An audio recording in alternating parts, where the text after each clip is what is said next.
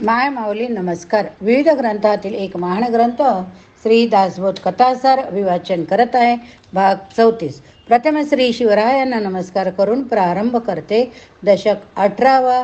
बहुजीनसी. समास पहिला. बहुदेव स्नान निरूपण. विद्या बुद्धी देणारा जो गणपती त्याला नमन करतो. त्यानंतर चार वाचारूपी सरस्वती, सृष्टी उत्पन्न करणारा ब्रह्मदेव, विश्वपालक विष्णू, अखंड रामनाम जपणारा उदार भोळा शंकर, देवांचा राजा इंद्र, प्राणीमात्रांचा हिशोब ठेवणारा यमधर्म, रुचकर अन्न देणारा व्यंकटेश, शाकभाज्या निर्माण करणारी बनशंकरी, उडदाचे वड्याने दह्याचा नैवेद्य खाणारा भीमरूपी मारुती, भंडाऱ्यामुळे पिवळी काय असलेला कांद्याचे रोडगे खाणारा खंडोबा, भक्तवरदायिनी तुळजाभवानी, भजनप्रिय पांडुरंग, त्वरित फळ देणारा क्षत्रपाल यांना नमस्कार करतो.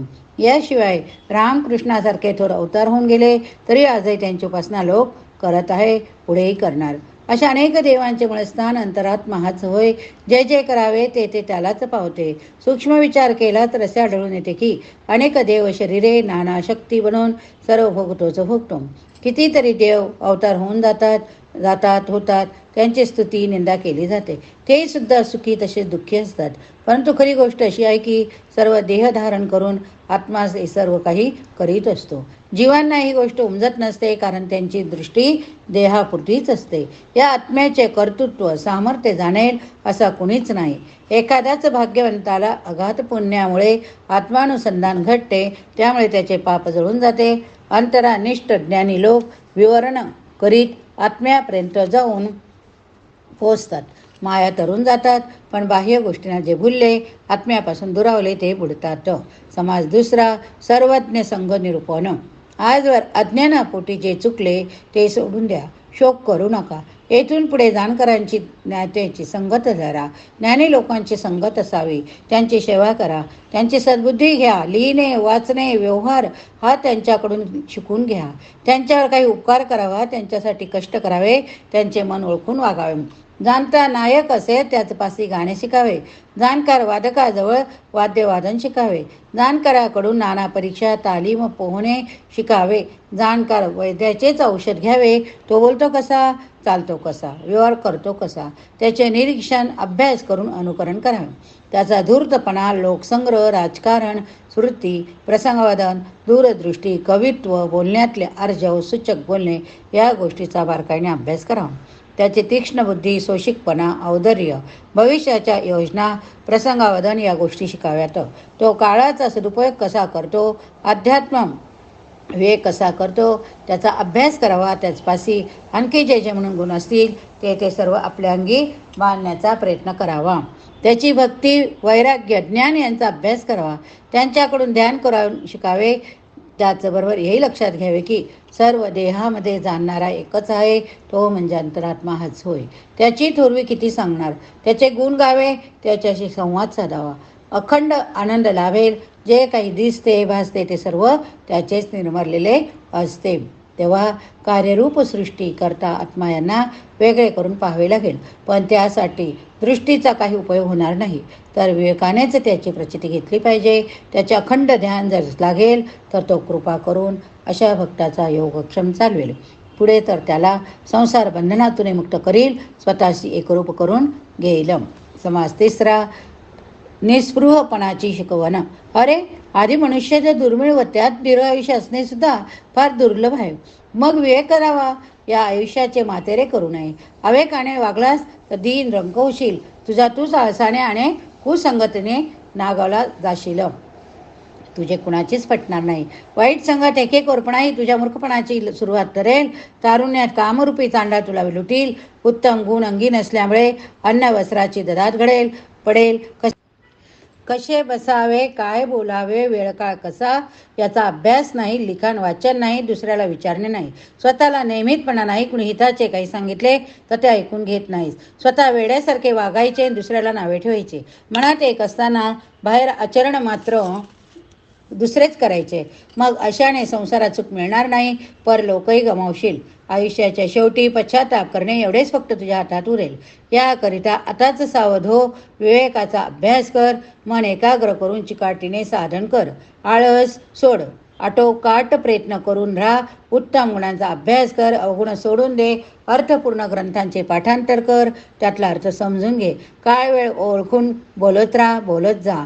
त्यामुळे इतरांना आनंद वाटेल. दुसऱ्यांची भावना जाणून तिचा आदर ठेवीत जा. मनास येईल असे बोलणे हा मूर्खपणाच होईल. पाठांतर असावे. फुरसतीच्या वेळी उजळणी करावी. साहित्य, संगीत, ताल, राग यांचा अभ्यास करीत जा. कुणी जे काही सांगे ते लक्षात ठेवावे. ग्रंथांचे परिशीलन करावे. त्यासाठी एकांती जावे. ग्रंथाचा अभ्यास करावा. करताना ज्या अर्थाची प्रचिती येईल तो स्वीकारावा. अभ्यासाची रीत अशी आहे.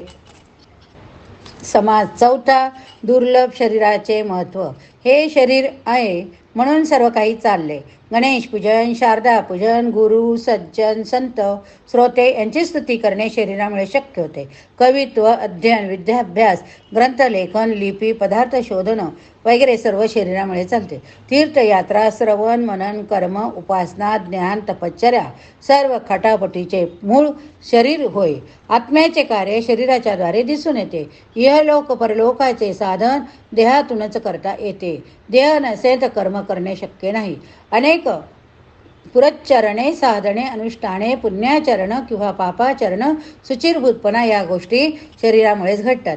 अवतार कार्य, वेश, विषयभोग, त्याग, आजार, नवविधा भक्ती, चारी मुक्ती हे सर्व काही शरीरामुळे. दान, धर्म, स्वार्थ, कला, भक्ती, सन्मार्ग सर्व काही देहामुळे शक्य. हे शरीर सर्वात उत्तम अशी देणगी आहे. कारण त्यात आत्म्याचा निवास असतो. कीर्ती अथवा दुष्कीर्ती, जीवन मरण यांचे मूळ शरीरच होय. देह जर नसला तर निराकार अशा आत्म्याने राहावे कुठे बरे? करावे तरी काय? परलोकन, साधन, गुण, रत्नभूषणे, संगीत, कला या सर्वांना देहाचाच आधार. हे अखिल ब्रह्मांड हा जणू एक प्रचंड असा वृक्ष असून शरीर हे त्या वृक्षाचे फळ होय. शरीरात राहून हरिभक्ती करून पुष्कळ लोक पावन झाले. अष्टधा प्रकृतीचे मूळ आणि देहाचे मूळ एकच होय. ते म्हणजे संकल्प. मूळ असते म्हणून वेल उगवते, पुढे फळे लागतात. अशाच तऱ्हेने सृष्टीचा विस्तार चालत असतो. आत्म्याला देहाचा आधार किंवा देहाला आत्म्याचा आधार असतो. असा परस्पर सहकार्याने ब्रह्मांडाचा कारभार चालू आहे. एखादी गोष्ट जरी चोरून मारून केली तरी आत्मा ती जाणतो. म्हणूनच आपल्या भगवंत बसलेला आहे. आपण दुनियेला फसवू शकू परंतु आपल्या आतल्या भगवंताला आपण फसवू शकत नाही. म्हणूनच आपण नेहमी बोलताना विचार करून, प्रत्येक कृती विचार करून करावी. देहाची पूजा केली तर त्यामुळे आत्म्याला आनंद होतो. देहाला पीडा झाली तर आत्मा रागास येतो. देह साकार आहे म्हणूनच पूजा करणे शक्य होते. मात्र यासाठी देहधारी पुण्यात्मा हाच केवळ पूजेकरिता योग्य. प्रत्येकाच्या देहात आत्मा म्हणून कुणाचीही पूजा करू नये, पण दुसऱ्याचे अंतकरण न दुखाता त्याला संतोष द्यावा म्हणजे तेवढे पुरेसे. अनेक लोकांच्या हृदयात आत्मा असल्या कारणाने जर त्यांना नाराज केले तर आपणा समाजात राहणे शक्य होणार नाही. परस्परा वाचून माणसाचे जीवन चालू राहणार नाही, चालू शकणार नाही. समास पाचवा, करंट्या मनुष्याची लक्षणे. करंटा मनुष्य हा एखाद्या धान्य मोजण्याच्या मापासारखा असतो बरं का. ते माप हजारो शेर धान्य मोजते पण त्यातला एक दाणाही खात नसते.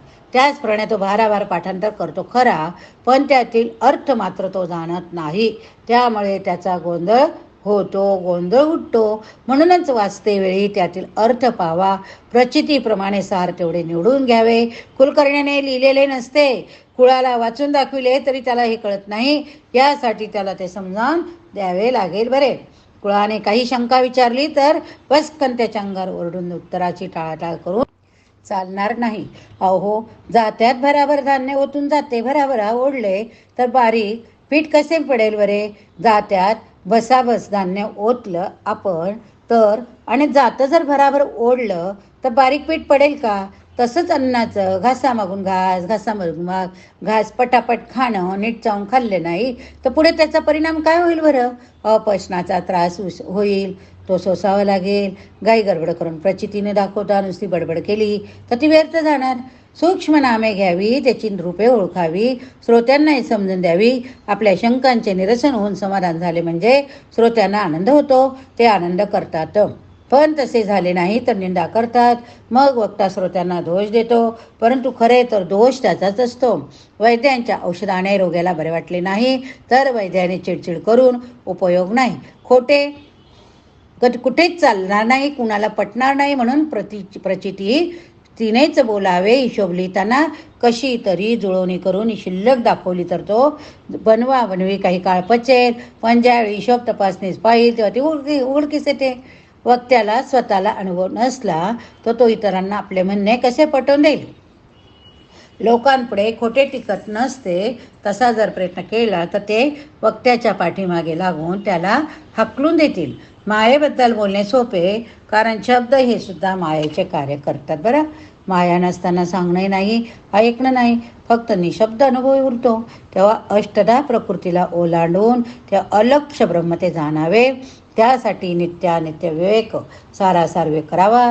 सर्व तत्व सोडून महावाक्यात प्रवेश करून त्यातील अर्थाचा अनुभव आधी वक्त्याने घेतला पाहिजे.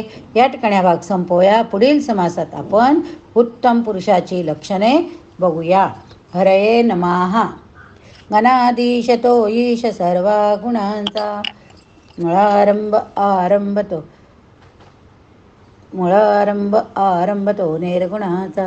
नमो शारदा मूळ चत्वार वाचा, नमो पंत अनंत या राघवाचा. जय जय रघुवीर समर्थ, जय जय रघुवीर समर्थ.